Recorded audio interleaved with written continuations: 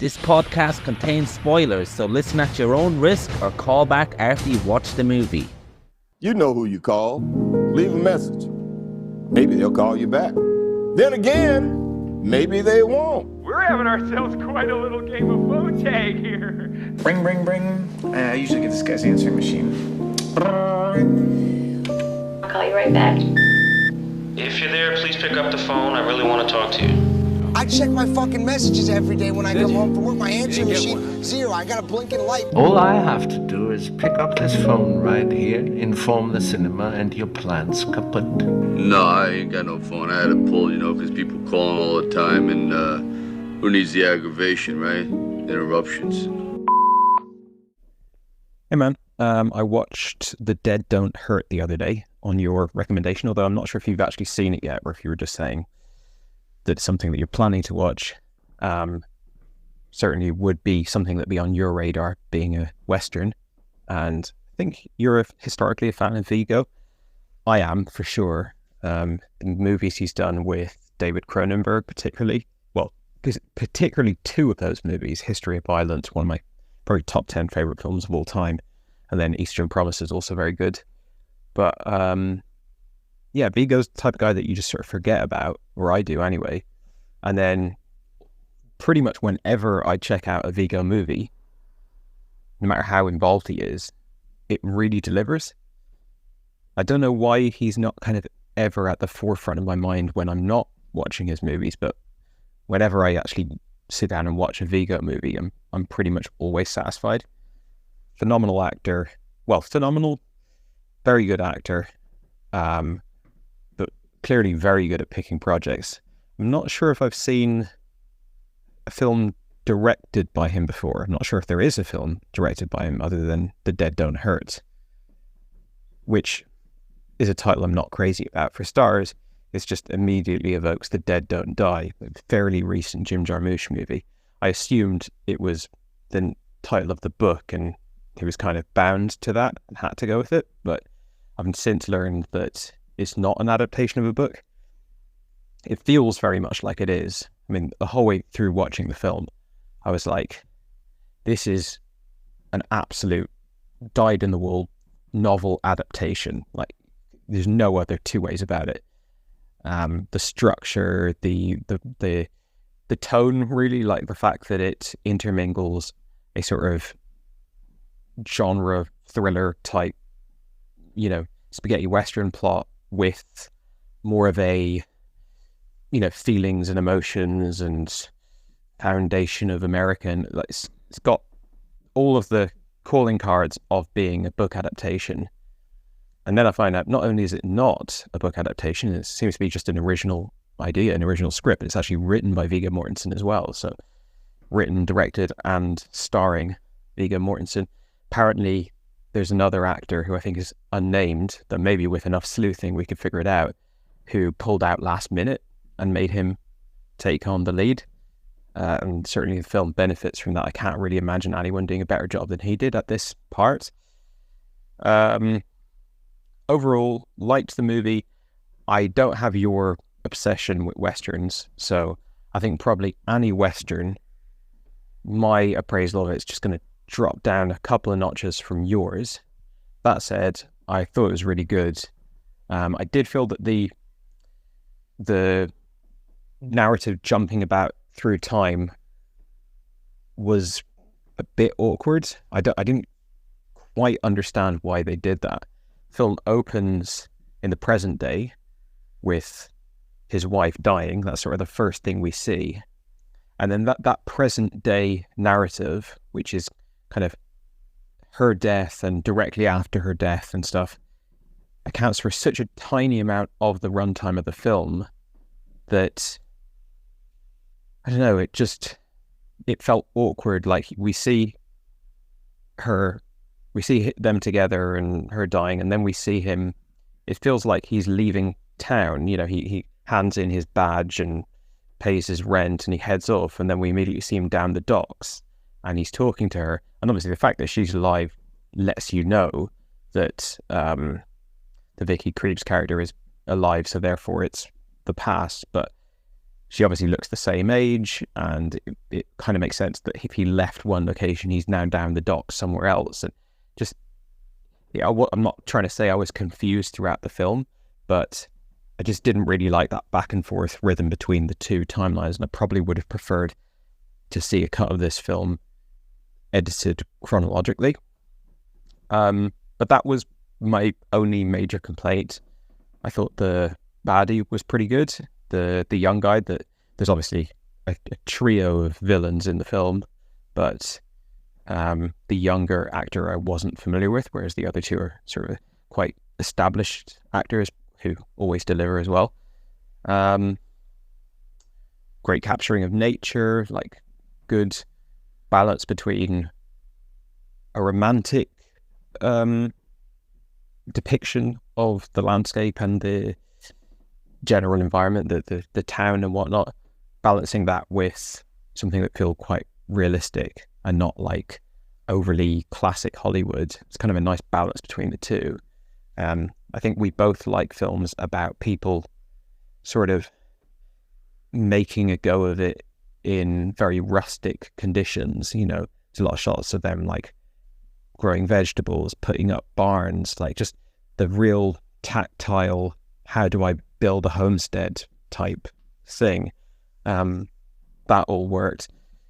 I also, one of my favorite things about Vigo is that you're going to get a few languages, in this case French and English, but he also throws in a Danish accent, which he doesn't speak with whenever you see him speaking. I know he is Danish, or at least half Danish. I think he was maybe raised in America or raised between the two, but he completely nails the Danish accent in this film. I'm not sure if that's because he kind of sometimes has a Danish accent when he's speaking with his family, or if he's just mimicking family members, people he knows. It's not an accent that you see particularly often in Hollywood movies. And it's just such a great asset that we get to, you know, so many movies where he's speaking Spanish or he's speaking, you know, all sorts of different languages. Vicky Creeps, though, I believe is Polish or German or something. So maybe I'm wrong on that, but I was surprised to hear her speaking French so well in the film. And of course, the kid is bilingual. So there's, you know, a lot of different things going on. We've got Spanish spoken in the film as well. I like that kind of melting pot nature of it.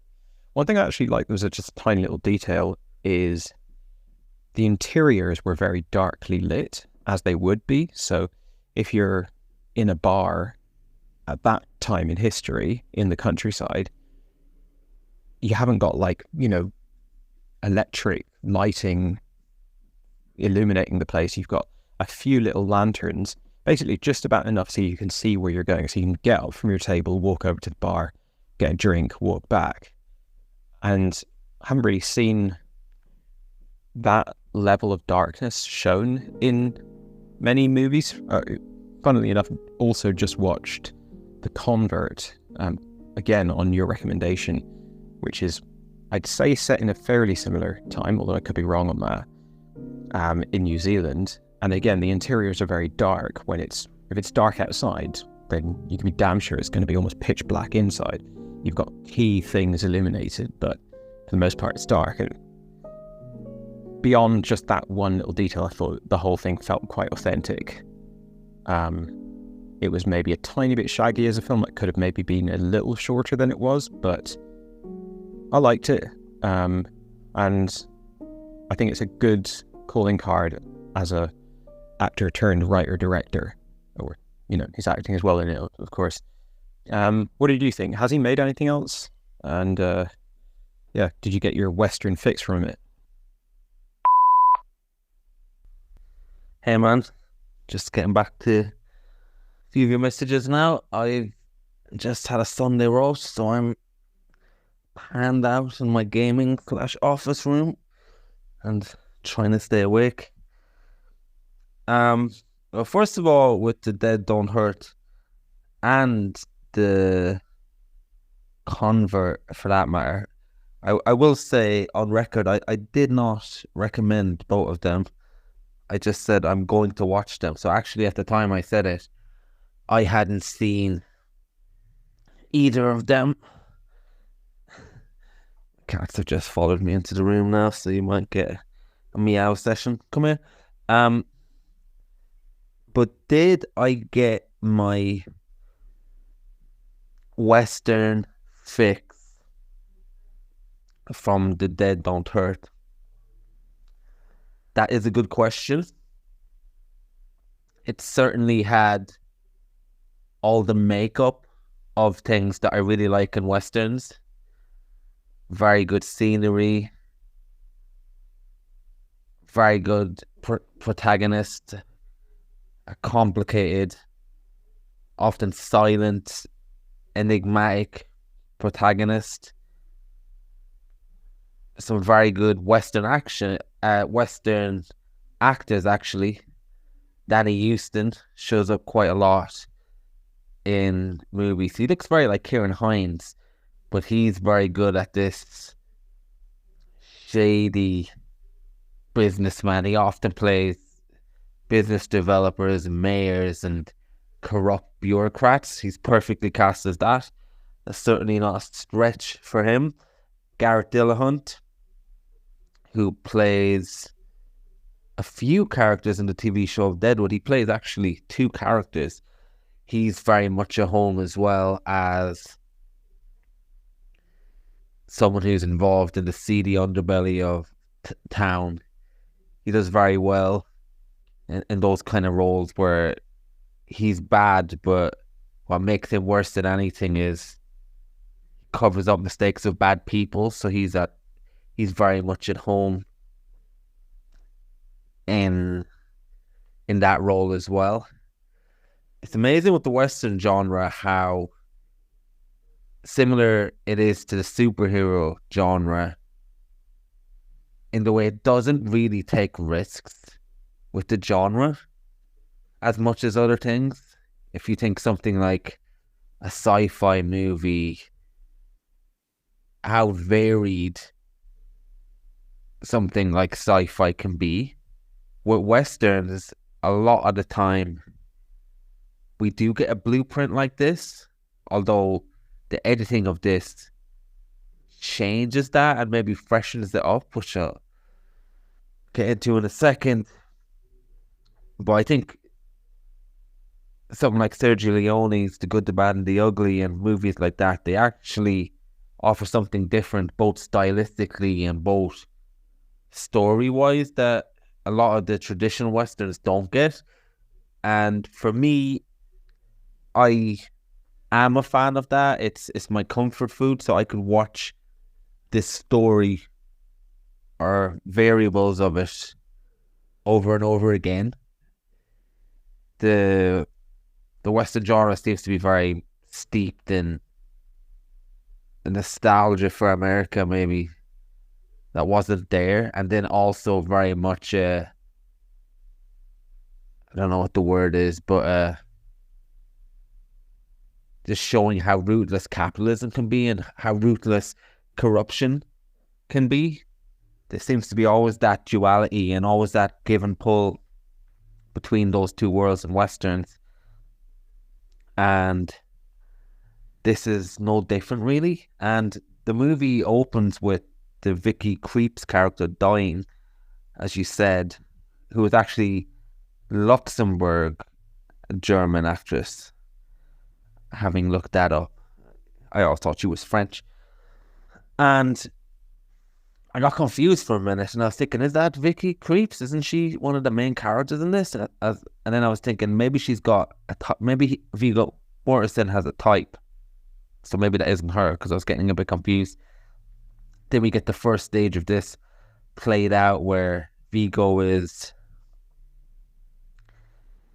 he's done with the town and he's done with the corruption, and obviously that's tied into the death of his wife, if she ever does become his wife. But I just read anecdotally before I watched the movie that was a Western / romance. So then I was thinking, where's the romance going to come from this? And it's not really chronologically done.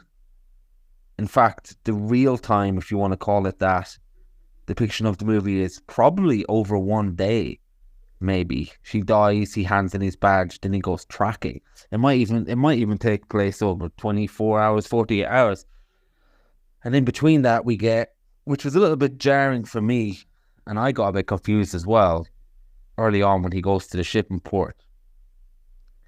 And I did think, why aren't we being told this movie chronologically?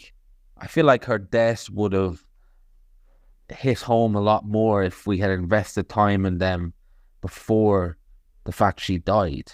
And there's still a big argument for that to be made.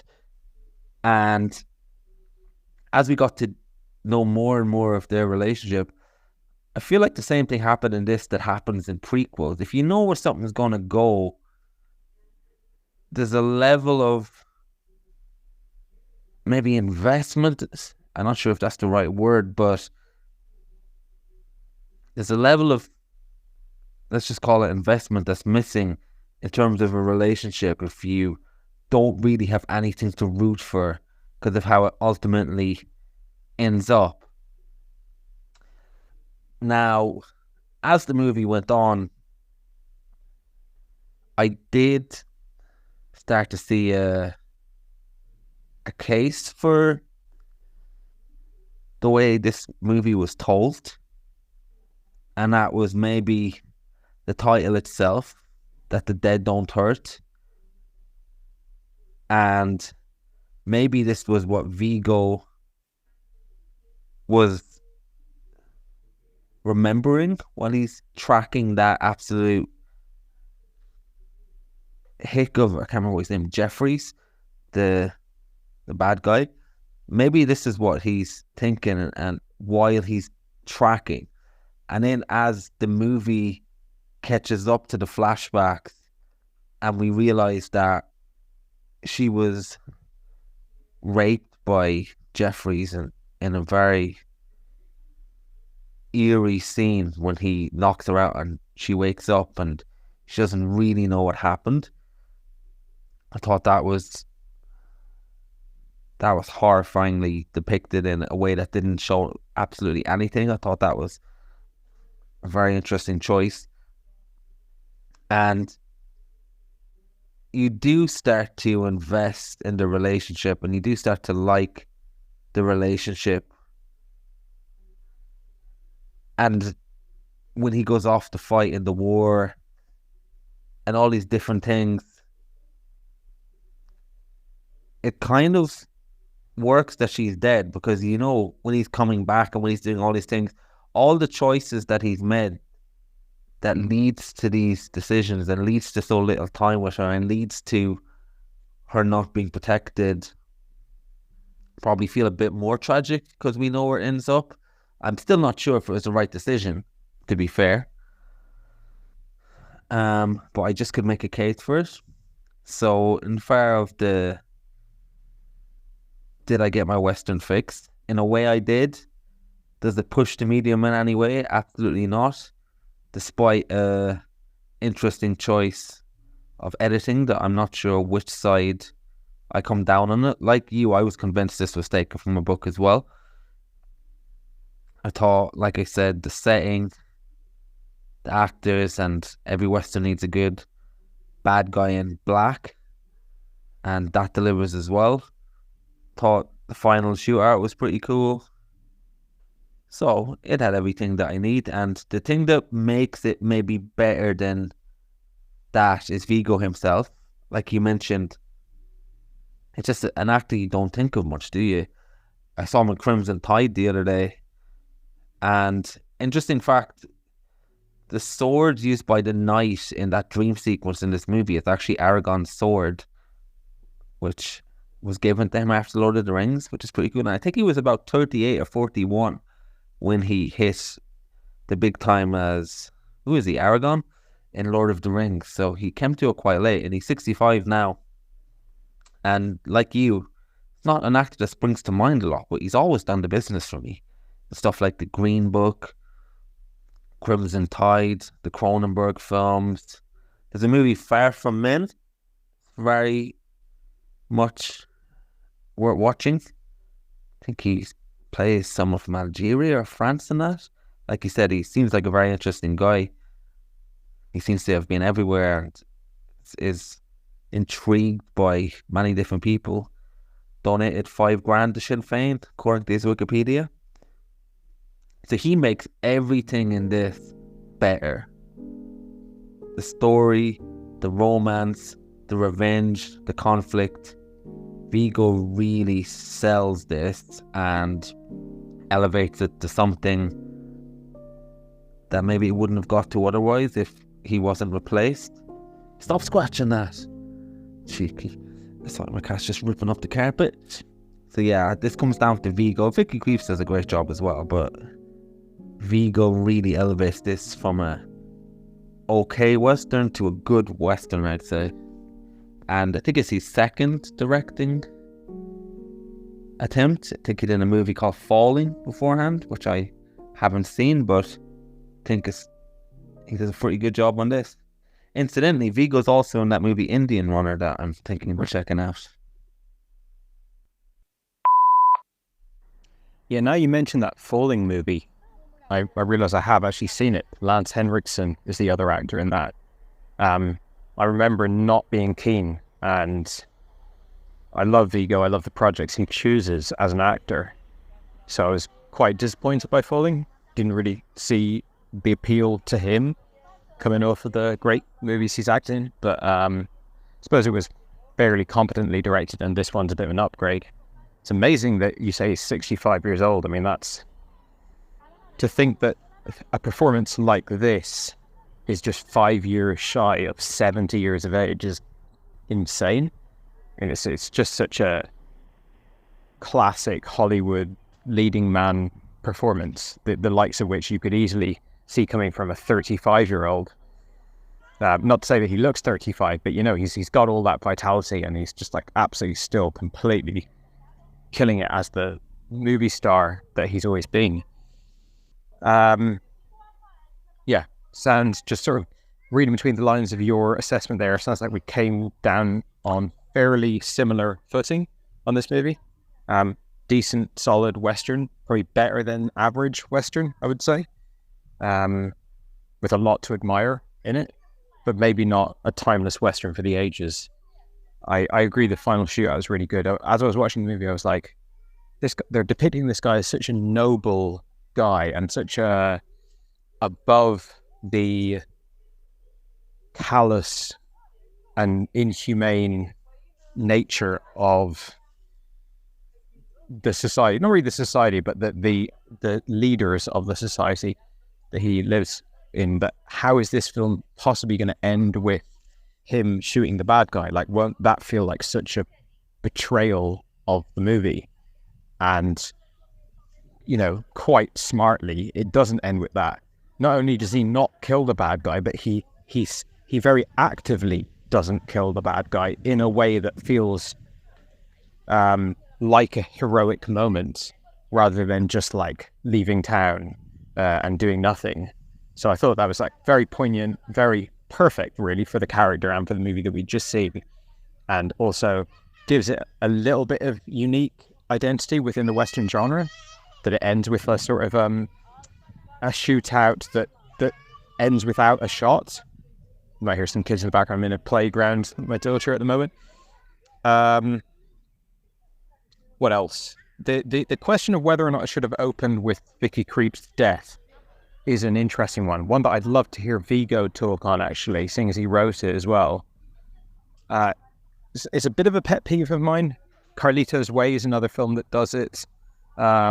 Peter Weir's final movie, I think, is completely undermined by that. And I think this film, it's hard to see how this film wouldn't have been better and wouldn't have hit harder had they flipped it. Now, just sort of trying to play devil's advocate and do the math in my head, would that have weighed down the end of the film too much? Like, would it have been too intense where Viggo doesn't want it to be intense if she dies like 20 minutes before the end, obviously from a disease that she's contracted via the sexual assault, and could be maybe just putting too much intensity in the end of the film. I don't know if that was a consideration. but yeah, it does lend a bit of a lot of inevitability to proceedings as you go throughout the film. I thought the relationship was fantastic. I think the film, it's sort of two good films, isn't it? It's a good film about a relationship between two people, a romantic relationship emerging in quite a trying environment, one that has offered both parties a lot of pain over the course of their life, and they come together and they build this beautiful relationship. That's a movie. Then the revenge thriller, spaghetti western type thing, that's a movie. And they kind of complement each other and they kind of detract from each other.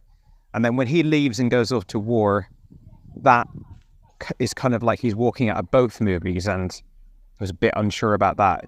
It is interesting, his sort of moral decision to go off to war, and then he comes back and he says it's not what I thought it would be, and you feel like maybe he is sort of second guessing whether that was the right thing to do, but we're not really given enough on that to kind of grasp anything complex from it in a way. So that was a little bit of a non-starter, I'd say. Obviously, on a purely plot level, it means that she's alone and vulnerable, and all bad stuff can happen to her. But yeah, I don't know. It was just one of quite a number of examples of the film being a bit tricky to stay with on a pacing level. You mentioned that Creeps is from Luxembourg. That kind of tracks. I think Luxembourg, I've been there. It's a very small little country. It's kind of a city and the surrounding countryside. I think it's quite a multicultural place in terms of mixture between lots of Western European languages. Sort of, I'd imagine there's a big influence of like the Netherlands and Belgium and Germany and France and stuff. So the idea that she'd be able to speak multiple languages perfectly would be very fitting to a Luxembourgian person, if that is the term. And then what you said there about complimenting Houston and Dillahunt, he does well in putting in a number of these type of actors that are just like, they always get the job done. You hire them to do the thing that they do and they nail it every time.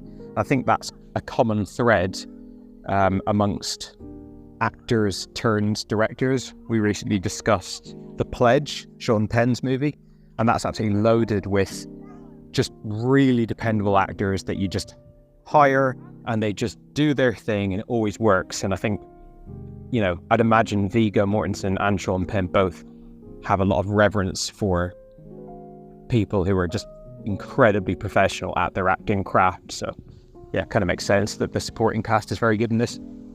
Yeah, good movie. I'm not a big Western guy, but for me, it worked. It was a nice film. I'd like, after reflecting on Falling and then this, now I'd like to see him really go for it and give us something that's more on the level of the great films that he's acted in that were directed by other people.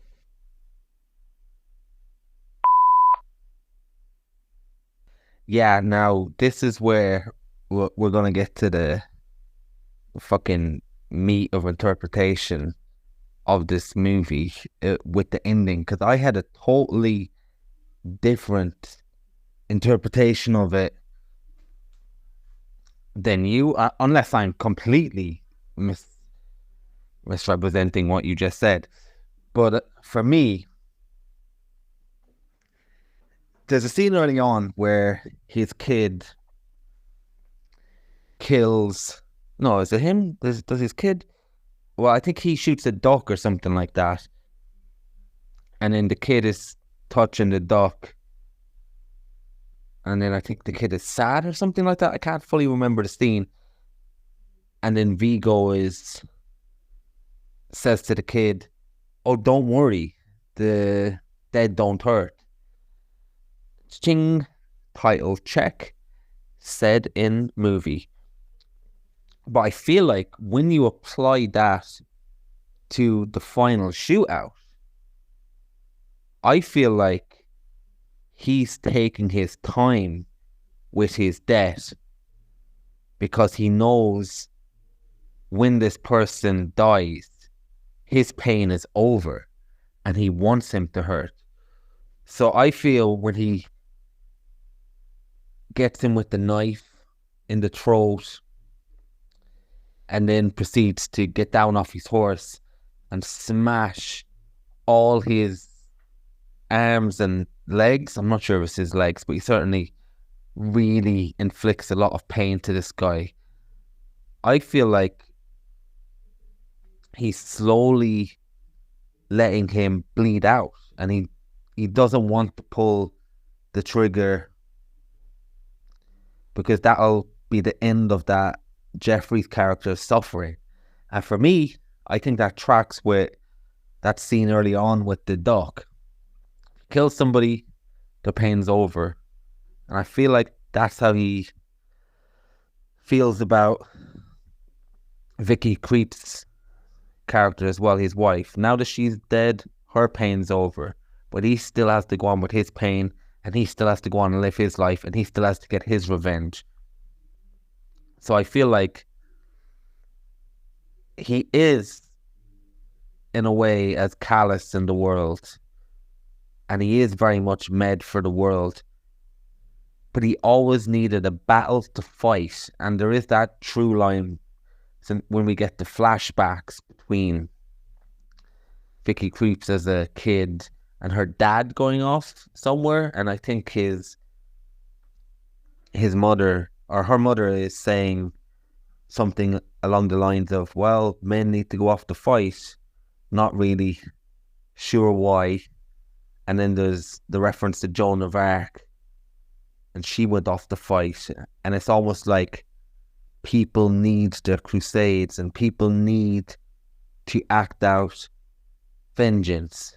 And is it because of something you need to do, or is it something in the nature of man? Again, this movie never really goes into it enough to give us answers to that, but it is there thematically, and it is there somewhere in the characters, but it isn't really explored because he already fought in the Danish Wars, and he came back and his wife was already gone, and now he goes off to this other war, which he says is because he can't, like, slavery's a bad thing. That's what he says, but we never really know if that's the main reason, or if he doesn't have PTSD from the first war and he finds it hard to settle. These are questions that are never even explored, really. They might be thrown out there. And when he comes back from the war and then he sees how he left his wife, he throws his medal in the waterfall place. So I feel like the reason why he didn't go and track this guy earlier is because he had his wife and he had a life, maybe to stop him doing that temporarily. Maybe he was settled when he came back finally, and then when she dies, the thing that he has to do is go and track this Jeffries guy out. Now, there is a scene early on where he finds out that she got sexually assaulted and he grabs the shotgun, but he's gone. So it's not to say that maybe he wouldn't have done it if he went around the area anyway, but I feel like maybe there was a balance to her being around that maybe stopped him being totally out off the rails and stopped him, orientated him maybe a little. But again, that doesn't fully track because he went off to war with his first wife, he went off to war, left his second wife. But how, again, just getting back to the ending, how I interpreted that was he wanted that guy to be left with the feeling of suffering and left with the feeling of dying out slowly. I think he knows how to do that. So he wasn't sparing his life. He was prolonging his suffering, knowing he's going to die in the middle of nowhere there and then anyway. That's how I interpret it anyway. And then when he continues on afterwards, it's kind of just him living with collective pain, and I guess would be one reason for the flashbacks, if we're to believe that he's mining that part of his memory in the present, and he's going back to that memory and going back to those times while he's living his life, maybe. So yeah, never fully gets there, but I thought the death and the fight out scene was a very callous thing, that he was just trying to keep his pain alive. Interesting. Yeah, I think you're probably right in that reading. It hadn't occurred to me at all. I did, when I saw the scene, I was like, my interpretation at the time was the throwing the knife in the guy's throat was a self-defense move to get out of that situation. I feel he kicked him a few times. I don't think he beat him up as badly as you are suggesting. In fact, I don't think he really beat him up badly at all. I think he just basically took him out, rendered him no longer a threat. But when he didn't kill him, I took it more as like him finally putting down arms after a life of being a soldier, and probably learned his lesson this final time of I last time I went off and thought it got my wife killed and just kind of ruined my whole life, and you know what, I'm not playing this game anymore, and this game dominates the world that we live in, dominates the country I originally came from, Denmark, and it's dominating my environment here, and I'm just out.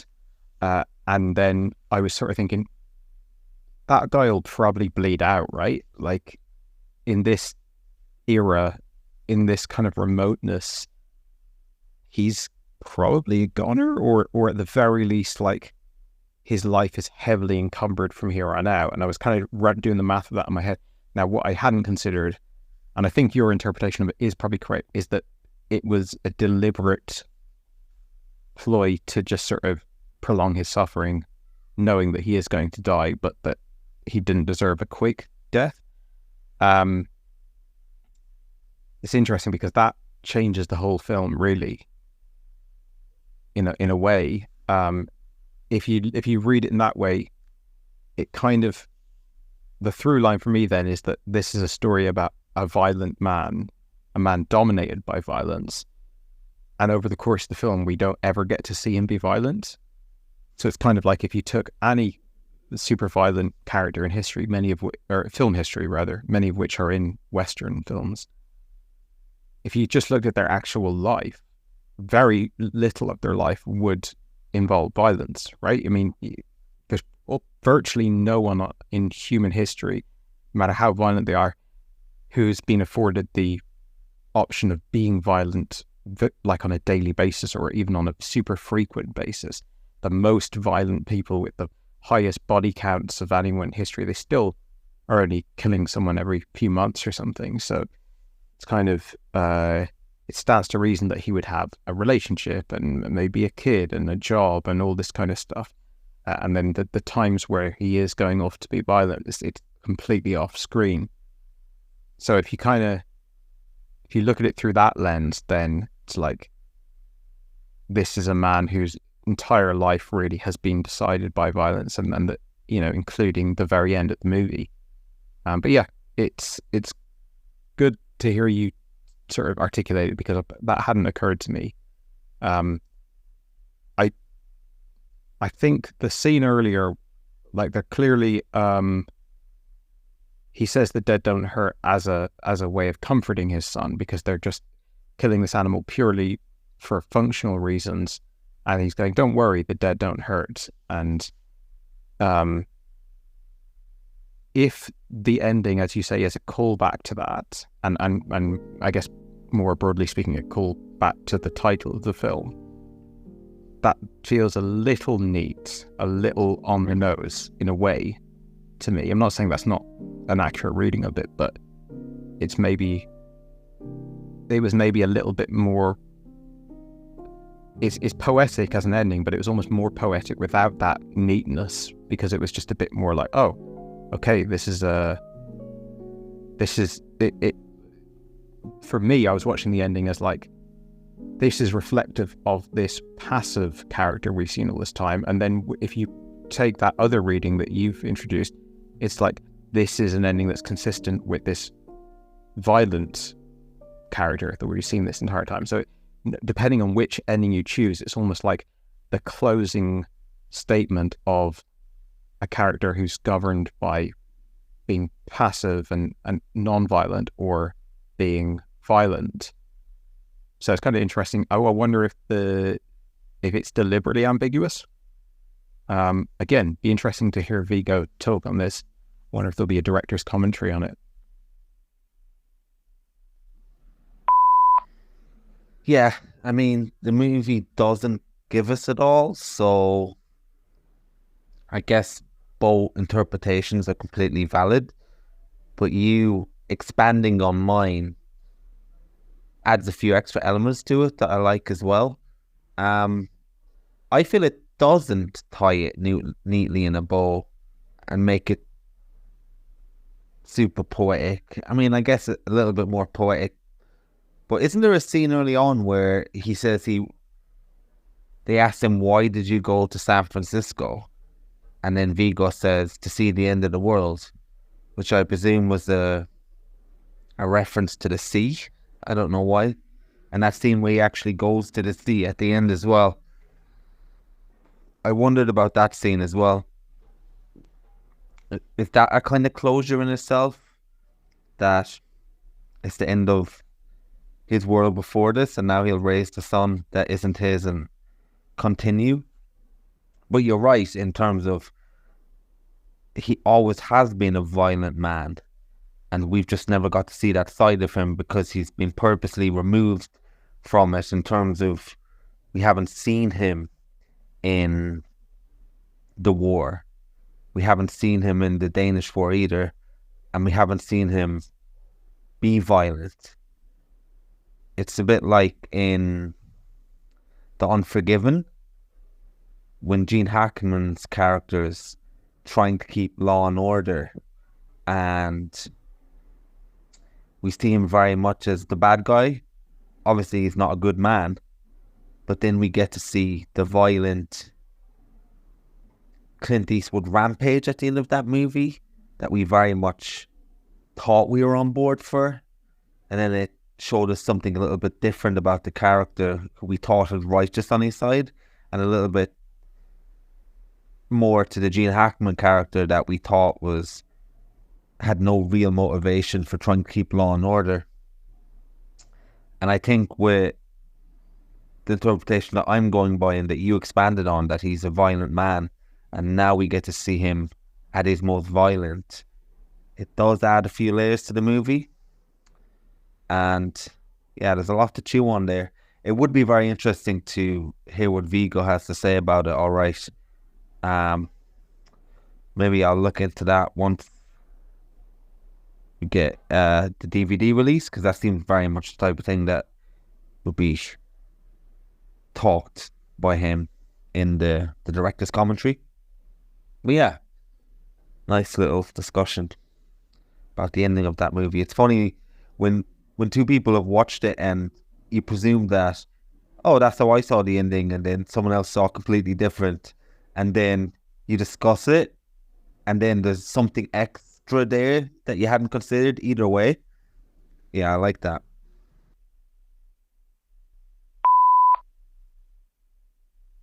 Yeah, it's fantastic when you can get more out of the movie from conversation with someone afterwards. I suppose it also, like, I think both of us, we tend to, when we watch a movie, listen to podcasts about it, maybe read some either reviews or just general kind of writing about the film, and maybe some insight from the filmmakers, stuff like that. It always expands it a bit, but there is something a bit more dynamic about getting to kind of explore it with someone else, you know, just what do they think of it. One little thing's just come into my head. Garrett Dillahunt and Danny Houston, they're characters. I mean, they're incredibly familiar archetypes from Western cinema. It's almost, I would say, the majority of Westerns have at least one character running the town that's just like these guys. Do you buy that they install Viggo Mortensen as the sheriff of the town? I mean, it's sold to us as people respect you because of your military service, and Viggo insists that his I guess this young guy is like someone who fought alongside him in the war. He insists that guy becomes a deputy. Well, I assume that guy has some deleted scenes, because we learn at the beginning of the movie that the deputy's been shot, and we see the deputy getting kind of hired later on, but like we really just don't see that character at all in the movie. I'm assuming there's deleted scenes with him, but maybe there's scenes at war actually that were cut out of it. But yeah, it felt like they run such a tight ship and they've got things so locked down, and like the saloon owner, for example, is just such a pawn so under their thumb. I just don't get hiring such an independent, like, does his own thing. I know he's not an aggressor. He might seem like a bit of a pushover, and he is already working for them, building barns and stuff. So maybe they're like, he's just our employee or whatever.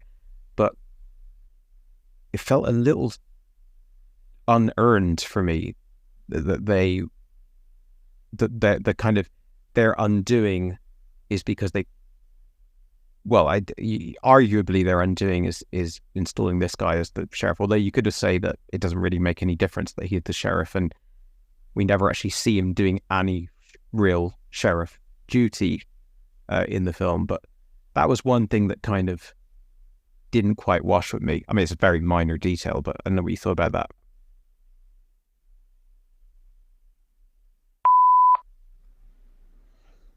Yeah, the deputy is actually Viggo Mortensen's son. So it could very well be the case that the actual actor's son, it could very well be the case that the deputy had no real function at all as far as the script goes, and Viggo just cast his son and stretched it a little bit more because it is his son. I think that's what it feels like to me. You want to work with your family, you want to work with your friends, and he just expanded it a little bit more than it would be, which is a basic extra just because it's his son. That's what I think anyway. And I think his son has been in nearly all his movies in one way or another, so the fact that he directs it can probably account for that. Yeah, I did think about that while I was watching it. We didn't get any time of when he would have become the sheriff. And he already knows or suspects that Garrett Dillahunt knows what his son was up to. I guess he can't prove that. And I think there is enough in there that it could be that he works at the barn. He builds these people's houses, and they seem like decent guys. But we see them conniving with each other and doing all kinds of skullduggery. We see them in those scenes, and we see the end when it's a collapse of justice in a kangaroo court. But up until then, again, none of this is shown in the script or on screen, but Viggo Mortensen could easily have seen a different face of them when he's around the house, and maybe they are decent at that point, but they also have a ruthless side. So we've just seen them deal with the ruthless side of things. We haven't actually seen how they are when they aren't absolutely doing the kangaroo court and despicable stuff. I feel like Danny Houston's character could certainly walk that line between a charming mayor that talks the talk like he's there for the people, and he could probably convince Viggo's character that you should be sheriff, you've got a good sense of justice and whatnot. But as far as buying it, the timeline would have to be he came home from the war, his son is pretty old at this stage. So I feel like we only get a year until the beginning of the movie when Vicky Creeps dies. So he would have to have become sheriff in that time and become disillusioned in that time.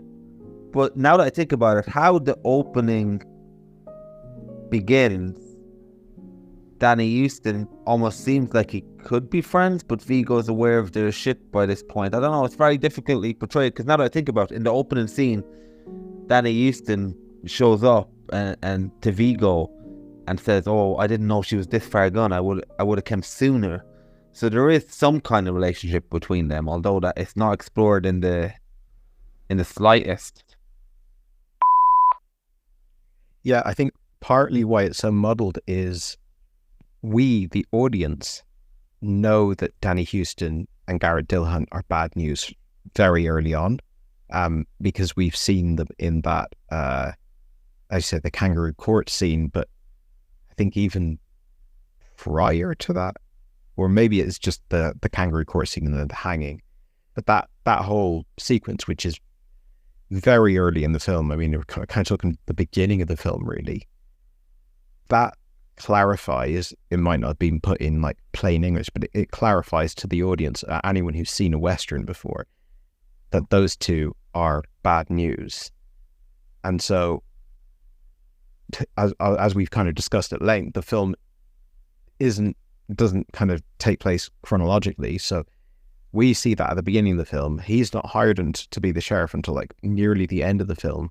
We've seen them, we've known for a long time how bad they are. So when they hire Vigo, it's like we know Vigo in and out, we know them in and out. So we're kind of assuming emotionally, even though technically it's not necessarily the case, as you said, but we kind of assume it's that they both know each other. They're like known commodities to each other. But to actually work, narratively speaking, we have to assume that neither of them really understands the other, that Vigo doesn't understand how bad they are, and that Danny Houston and Garrett Dillahunt don't understand how noble he is and how he's not just going to be another kind of, company man for them. So it's another problem created by this jumbled narrative or this back and forth, flash forward, flash back thing that just on a kind of purity of viewing experience thing, it doesn't really fit that well, that's his new job. Like the much easier way to watch the film would be he gets hired to do the job long before you as an audience member knows how bad they are, so you're kind of on the same page as him in making that decision. And he hasn't demonstrated his character to them. Like we've already seen him throw down the badge on the table, insist on paying his rent, speak up when they give him the official story, like was there any other witnesses and everything. So it just, like, the whole thing, it might track on a logical level, but on an emotional viewing experience level, it kind of didn't really work for me. But they, again, these little things that we keep on kind of identifying, these little tiny problems, and they all, well, a lot of them come from this decision to show the film out of order. So what I'd really like to hear, we keep coming back to like wanting to hear Vigo's side of things, but I would really like to hear the motivation behind structuring the film the way that they did. Yeah, I just did a bit of research there and had a look at a Viggo Mortensen interview where someone asks him about the structure, and apparently he does a similar structure in the way that it's not linear in Falling as well. So he said the reason why he did this structure was he likes the audience to see effect before cause. And he said when he likes to watch movies, he likes to be able to piece things together as he goes along, like a jigsaw. So it doesn't so much become the director's story. The audience are able to participate in it, and it becomes their story. That doesn't entirely track for me, but you can certainly see where he comes from with that. But yeah, just a little tidbit there that I saw asked in an interview that I just read now. But yeah, Danny Houston and Gareth Dillahunt are very much in the mold of I am the mayor of Albuquerque. Yeah, interesting philosophy there from Vigo. I think it doesn't make a whole lot of sense to me. Ultimately, whatever order you present it in, you are definitively presenting it in that order. So I wouldn't say that presenting it jumbled up out of order allows the audience to make up their own interpretation, but a linear presentation wouldn't. But on the other hand, he has managed to make a movie where both of us have had somewhat different interpretations, so maybe he knows more than us about filmmaking.